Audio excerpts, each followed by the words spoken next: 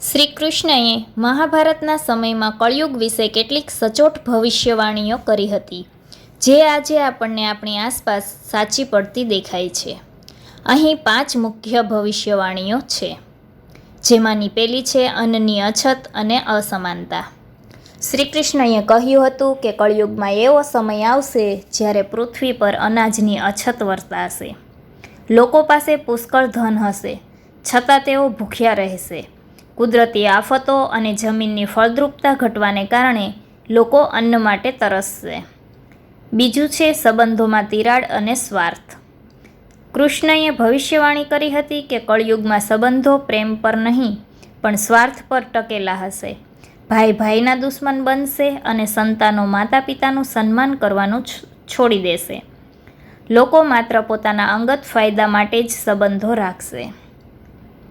ત્રીજું છે સ્ત્રીઓ અને પુરુષોના વર્તનમાં પરિવર્તન. તેમણે જણાવ્યું હતું કે કળિયુગમાં પવિત્રતાનો અભાવ હશે. લોકો બાહ્ય દેખાવને જ સાચું સૌંદર્ય માનશે.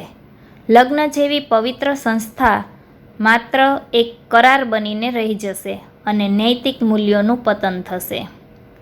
ચોથું છે શાસકો અને સત્તાનો દુરુપયોગ. કૃષ્ણએ કહ્યું હતું કે કળિયુગમાં શાસકો પ્રજાની રક્ષા કરવાને બદલે તેમનું શોષણ કરશે. સત્તા પર બેઠેલા લોકો લાલચુ અને ભ્રષ્ટ હશે.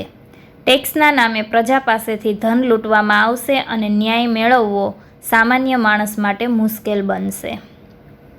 પાંચમું છે ભક્તિનો દેખાવ અને અધર્મનો ફેલાવો. કળિયુગમાં લોકો ભગવાનની ભક્તિ તો કરશે, પણ તે માત્ર દેખાવ પૂરતી હશે. સાચા સંતોની કમી હશે અને પાખંડી લોકો ધર્મના નામે લોકોને છેતરશે. લોકો શાસ્ત્રોનું પાલન કરવાને બદલે પોતાની અનુકૂળતા મુજબ અધર્મને જ ધર્મ માનવા લાગશે. શ્રી કૃષ્ણએ આ વાતો પાંડવોને સમજાવી હતી, જેથી તેઓ આ યુગના પડકારો માટે તૈયાર રહી શકે. અત્યારના સમયમાં આ બધી વાતો સત્યની ખૂબ જ નજીક લાગે છે.